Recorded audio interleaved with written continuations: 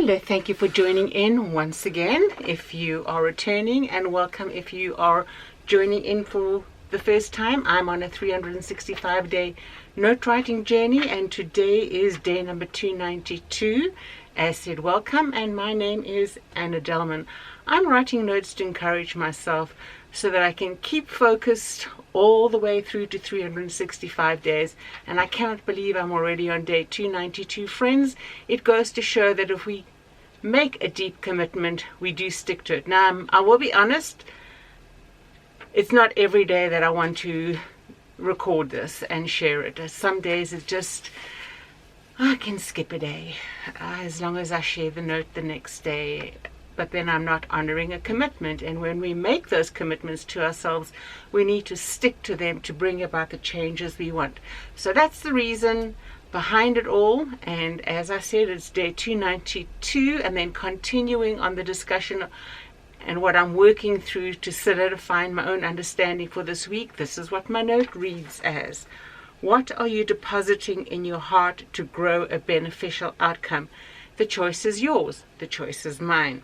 You can grow a good base or a negative base, and you do need to choose. Now, I do want to focus on Luke 6:45, because as adults, although most of this week I have been speaking about children, we are children of the Most High God, and therefore we can apply this to us. God is generous, and I'm not adding to the text. I'm not taking away from the text. I'm expanding it to show how vast the Word of God is in how He disciples us and guides us through His Word. So let's take a look at Luke 6, and let's start at 43. For no good tree bears bad fruit, nor again does a bad tree bear good fruit, for each tree is known by its own fruit. For figs are not gathered from thorn bushes, nor are grapes picked from a bramble bush. The good person out of the good treasure of his heart produces good fruit, and the evil person out of his evil treasures produces evil. For out of the abundance of the heart the mouth speaks. Now, as I was thinking about this overnight and early this morning,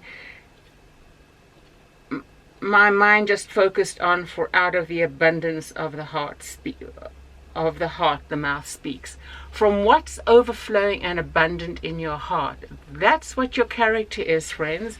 Doesn't mean we play our A game every day, every moment of the day. Not at all. Sometimes we think we're doing something great and we're being congenial, and it falls flat because, as I learned this morning, culture dictates humor. And I can't say my culture is better than another culture because I find something humorous or encouraging, and in another culture they will find that offensive or even degrading or challenging and not respectful. I had to remind myself, we have electricians working here today, and I went upstairs in order to be gracious, and I said, well, here I am, I've arrived, what can I do to help? I'm so good at everything I do, and I was just, I can supervise, just do what I tell you to, as in humor, but it wasn't received that way. That means I need to examine why I thought that would be so edifying of everybody. Was it that I was looking for approval? Did I truly consider there could be different cultural interpretations in a vastly multicultural community and country?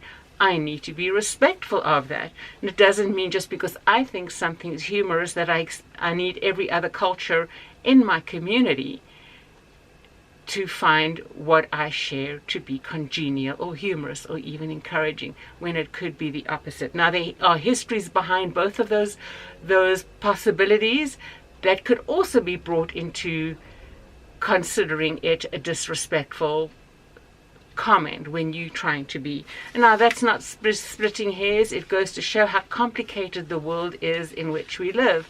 And then that's when we need to extend grace. I did apologize. I did say I'm sorry. And when I went up a second time just to see what they were doing, they hit a little snag. They drilled a hole and didn't check for water pipes. So water was everywhere. Still, it's no, you can either go up and be exasperated, or you can go up and mistakes happen, life happens, let's get, problem solve, etc. And then you see how people work and fulfill their objectives. There are always ways that you can see others responding positively when something goes wrong.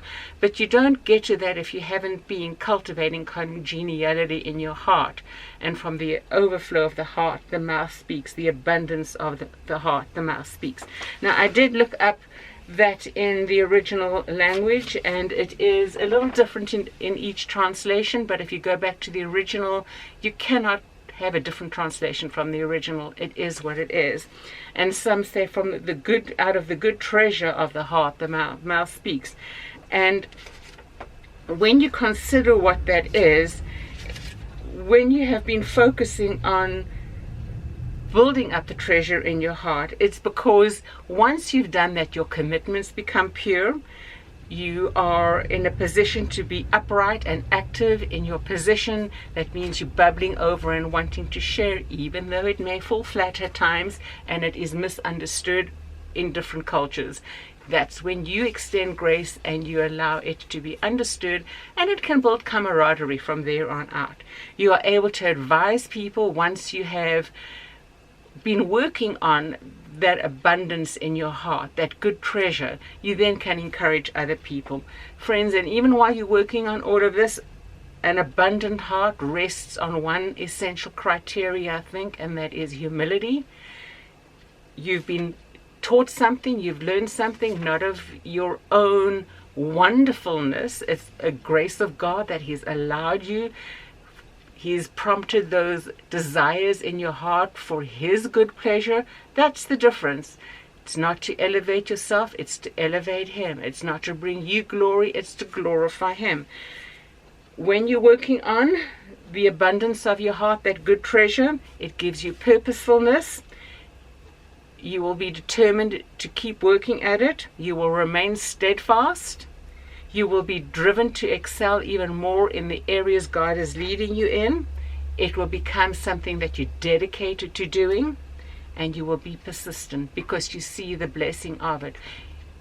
And it's kind of circular. When you're working to honor God and you're doing it in humility and glorifying Him, you're blessed while you're doing it, and He blesses you more. You're blessed while you're doing it, and He blesses you more. And that wheel keeps turning and turning and turning. So what does it produce in you when you focus on the abundance and that good treasure?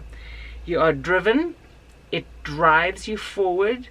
It gives you significance because you are identified differently in community and in your environment than others. You will be seen as free of anxiety. You will be seen as kind, even though, like I did this morning, my humor wasn't truly appreciated until it was understood. I was trying to build rapport. It will grow your endurance. You will want to persevere even when the going gets tough. Perseverance, persistence. And you will become a leader, an automatic leader, because people will gravitate to you looking for comfort, looking for direction, looking for ways that they can manage their own life. And then you will be a leader, even though you may not be consider yourself as that, because other people will see that and want to pattern themselves after you. And then truly, that's when the glory comes in, friends, and the humility, because you've got to know in your heart it's not about you, it's despite you, that God is using you to be light in a difficult, or light in an awkward situation. So until tomorrow, friends, take care and God bless, and we will talk again. Bye-bye for now.